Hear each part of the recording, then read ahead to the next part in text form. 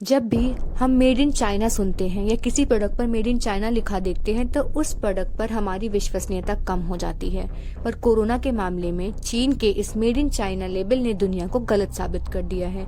जहां चाइना के किसी भी प्रोडक्ट की कोई गारंटी नहीं होती है कि वो कब तक चलेगा, वहीं कोविड नाम की चाइना में उपजी ये आफत अब तक खत्म होने का नाम नहीं ले रही है और 2019 से अब तक अपना खौफ कायम रखा है। पर चाइनीज वैक्सीन ने मेड इन चाइना वाले टैग के अनुरूप ही व्यवहार किया है। कहने को तो यह कोविड वैक्सीन है, पर इसकी इफेक्टिवनेस पर शायद चाइना को खुद भी भरोसा नहीं था। तभी तो उन्होंने अपने दावे के अनुसार 90% वैक्सीनेशन हो जाने के बावजूद भी जीरो कोविड पॉलिसी को लगाए रखा था, जो शायद सही भी थी, क्योंकि जैसे ही जीरो कोविड पॉलिसी को हटाया गया वहां पे कोविड ब्लास्ट सा हो गया। वैक्सीन निष्प्रभावी साबित हो रही हैं और वहां हालात बेकाबू हो गए हैं। पश्चिमी मीडिया व जानकारों का कहना है कि उनकी वैक्सीन उतनी असरदार नहीं है। चीन के वुहान शहर से निकला यह वायरस 2019 से ही पूरी दुनिया के लिए प्रकोप बना हुआ है, जो भारत सहित सारी दुनिया में तबाही मचा चुका है। भारत में अब तक कोरोना की 3 लहरें आ चुकी हैं, जिनमें से दूसरी लहर, जिसमें डेल्टा वेरिएंट तो इतना खतरनाक था कि उस समय शायद हर व्यक्ति ने अपने जान पहचान में किसी न किसी को तो खोया होगा। जहां इस चाइनीज वायरस ने हमारे दुकान, घर, दफ्तर सब बंद करवा दिए। छोटे मोटे काम करने वाले लोगों को तो भूखों मरने की नौबत आ गई। मजदूर शहरों से निकलकर अपने गाँव को वापस लौटने के लिए मजबूर हो गए। सारे शहरों में लॉकडाउन लग गया। देश के हर व्यक्ति को आर्थिक व मानसिक तौर पर काफी कुछ सहना पड़ा। वहीं चीन ने अपने यहाँ फर्स्ट वेव के बाद जीरो कोविड पॉलिसी के तहत स्ट्रिक्ट लॉकडाउन लगा दिए, जिससे उसे दूसरी या तीसरी वेव का सामना ही नहीं करना पड़ा। उल्टा चीन ने इस आपदा में भी अपने स्वार्थपूर्ण व्यापार को शुरू कर दिया। उसने कोरोना से रोकथाम के लिए जरूरी सामान जैसे पीपीई किट, मास्क और दवाएं आदि को मजबूर देशों को मनमाने ढंग से और जबरदस्ती बेचना शुरू कर दिया। कोरोना चाइना की लैब में निर्मित एक मानव निर्मित वायरस था या नहीं, यह अभी तक पूर्णतः स्पष्ट नहीं हो पाया है और चाइना इसे पूरी तरह से दबाने का प्रयास भी कर रहा है। पर तत्कालीन अमेरिकी राष्ट्रपति डोनाल्ड ट्रंप ने कोरोना को उस वक्त वुहान वायरस ही कह दिया था, लेकिन चीन पर उस समय इसका कोई भी असर नहीं पड़ा था। उसने कोरोना में जमकर पैसे कमाए। चाइना अपने यहाँ जीरो कोविड पॉलिसी लगाकर जल्द ही कोरोना से उबर भी गया था, पर इतने सख्त लॉकडाउन को कब तक लगाए रखा जा सकता था, जिसके तहत चाइनीज सरकार जहाँ एक भी कोविड संक्रमित मिलता था उसके आसपास और उस पर सख्त पाबंदियां लगा देती थी और उन्हें कहीं भी आने जाने की सख्त मनाही होती थी। जैसे वहाँ की सरकार कोविड पेशेंट्स को बीमार न मानकर उन्हें ही बीमारी मान बैठी हो और उन्हें ही रोकने में जुट गई हो।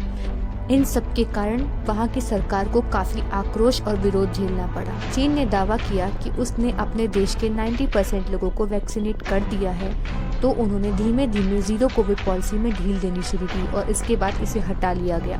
पर ऐसा करते ही वहाँ कोरोना विस्फोट हो गया। चीन में एक दिन में रिकॉर्ड 3.7 करोड़ कोविड संक्रमित मिले हैं और एक दिन में 5000 से अधिक लोगों की मौत का अनुमान लगाया जा रहा है और अभी स्थितियां और बिगड़ने की भी आशंका जताई जा रही है। इसके कारण अन्य समस्याएं जैसे खाने पीने की सप्लाई में कमी और कोविड की वजह से अब वहां ब्लड बैंक में भी भारी कमी हो गई है। बताया जा रहा है कि वहां अब बस 3 दिन का ही खून बचा है। दुनिया को कोविड-19 से परिचय कराने वाला चाइना अब खुद कोरोना की गिरफ्त में है। चाइना में फैला कोरोना वेरिएंट ओमिक्रॉन का सब वेरिएंट BF7 है।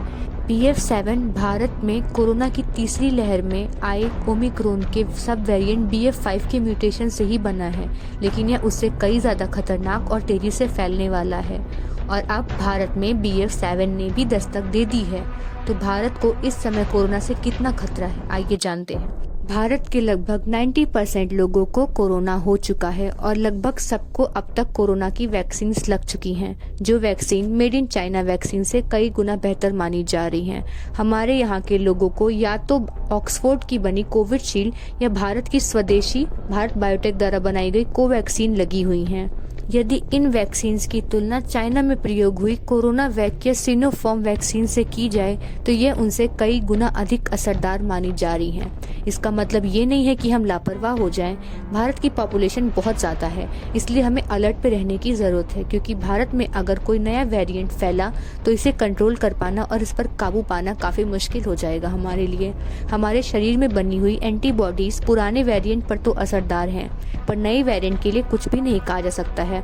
उस पर से भारत में केवल 20% लोगों ने ही बूस्टर डोज को लगवाया है। इन सब खतरों को भांपते हुए भारत सरकार ने व सभी राज्यों ने अपने अपने स्तर पर तैयारियां शुरू कर दी हैं और नई कोविड गाइडलाइंस भी जारी की जा चुकी हैं।